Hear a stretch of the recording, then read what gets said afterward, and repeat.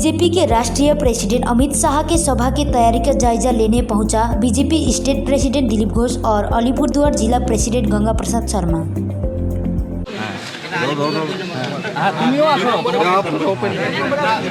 আজকে আলিপুরদুয়ার 2 নম্বর ব্লকের অনেক নির্দল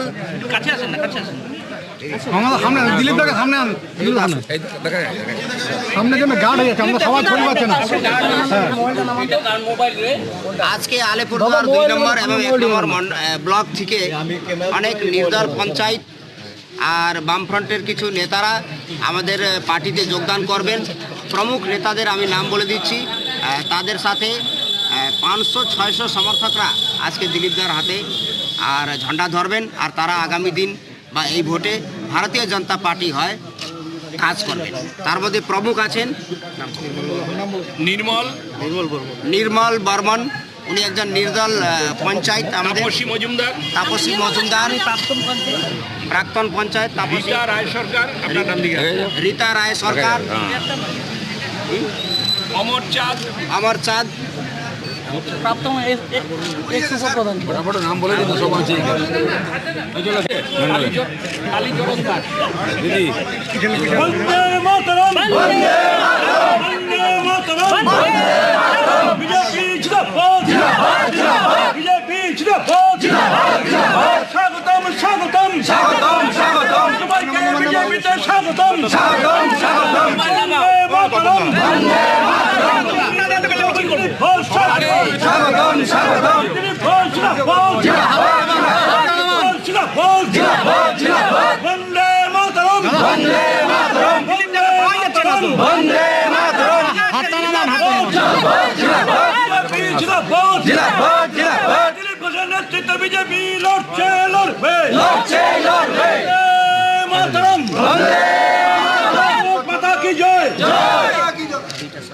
बीजेपी विश्व सबचेয়ে बड़ राजनीतिक पार्टी 12 कोटी मेम्बर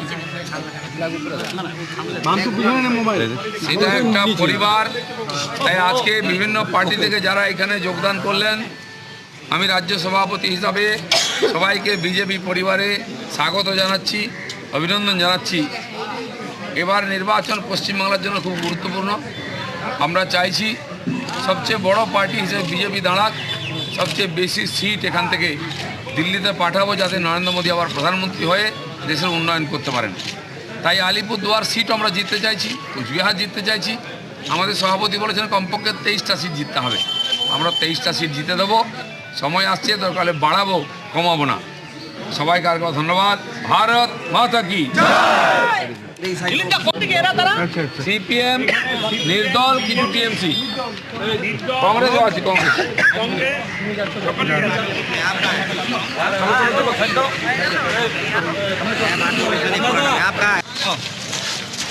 গাড়িতে ঘুরিয়ে নিয়েছে গো।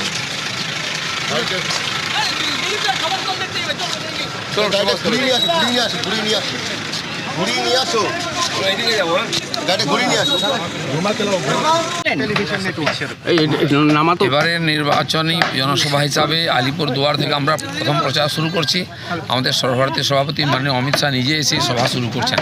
তার পূর্ব প্রস্তুতি আমি দেখতে এসেছিলাম, খুব জোর কদমে কাজ চলছে এবং আমি দেখে এলাম জায়গায় জায়গায় রাস্তায় আমাদের কর্মীরা খুব উৎসাহের মধ্যে আছেন মাননীয় অমিত শাহকে শোনার জন্য। ব্যাপক ভিড় হবে, খুব জোরদার সভা হবে এবং এখানে জেতার মতো পরিবেশ তৈরি হয়ে যাবে। কত ভিড় হতে পারে? 1 লাখের টার্গেট রেখেছেন আমাদের জেলার লোকেরা। আমার মনে হয় পুরো মাঠ তো আমরা নিয়ে দেয়নি, এই দিকটা করেছি এবং রাস্তাঘাটও ভরে যাবে। মালদায় একজন বিজেপি কর্মী খুন হয়েছে, আপনার প্রতিক্রিয়া? টিএমসির হারার যত পরিস্থিতি তৈরি হচ্ছে, ভয় পাচ্ছে, ওরা ভয় দেখাচ্ছে এবং খুন খারাপিও করছে। আর এটা নতুন নয়, গত পঞ্চায়েত নির্বাচন থেকে এখনও পর্যন্ত 40 জন কর্মী আমাদের খুন হয়েছেন। আর 13 সাল থেকে এখনও পর্যন্ত 53 জন খুন হয়েছেন। এইটা 54 জন হলো। আমরাও ইলেকশন কমিশনকে জানাবো এবং সমস্ত জায়গায় যাতে সেন্ট্রাল ফোর্স পেট্রোলিং শুরু করে তার জন্য বিশেষ করে বলবো। তা না হলে যে ভয়ের পরিবেশ বা হিংসার পরিবেশ, ওটা বন্ধ হবে না। রাজ্যে বহু কি অবৈধ অস্ত্র এখনও রয়েছে বলে মনে হয়? বহু অবৈধ অস্ত্র আসছে এবং কারখানা করে তৈরি করা হচ্ছে, সেগুলো উদ্ধার করার দরকার আছে। নাহলে মানুষের মনে থেকে ভয় যাবে না। টিএমসি ভয় দেখিয়ে ভোট নিতে চাইছে। তৃণমূল বলছে কিন্তু বিজেপি বাইরের থেকে অস্ত্র নিয়ে আসছে। আমি তো বলছি বিজেপির লোকের বাড়িতে সার্চ করুন, ধরুন না। আমাদের নেতাদের ধরে নিয়ে এসে তাদের হাতে পুরনো পিস্তল ধরিয়ে দিয়ে ছবি তোলা হচ্ছে, বলছে অস্ত্র কেস। আর টিএমসি নেতার বাড়ি থেকে ধরা যাচ্ছে, কালকে ধরা পড়েছে ওদের নেতা, এবং অস্ত্রকেন্দ্ররা ঘুরে বেড়াচ্ছে, অস্ত্রের কারখানা চালাচ্ছে ওদের নেতারা। বাড়িপুরে বিস্ফোরণ হয়েছিল, সেখানে যেরকম ভয়ঙ্কর ভয়ঙ্কর অস্ত্রের তৈরি হতো সেটা তার পাওয়া গেছে। পুলিশ সব জানে কিন্তু কিছু করছে না, কারণ টিএমসি চাইছে না। দাদা গঙ্গাধারা চাইছেন দ্রুত আলিপুরদুয়ারে সেন্ট্রাল ফোর্স নামুক, কালকে চিঠিও দিয়েছেন ডিএমকে, আপনার কি মত? আমরাও চাইছি, আমিও বলেছি কালকে যে জেলাগুলো এখনও নামেনি, নেমে যাক, কারণ এখানে প্রথম দিকে ভোট আছে। আমি নিশ্চিত যে 8-10 দিন আগেই ভোট নেমে যাবে।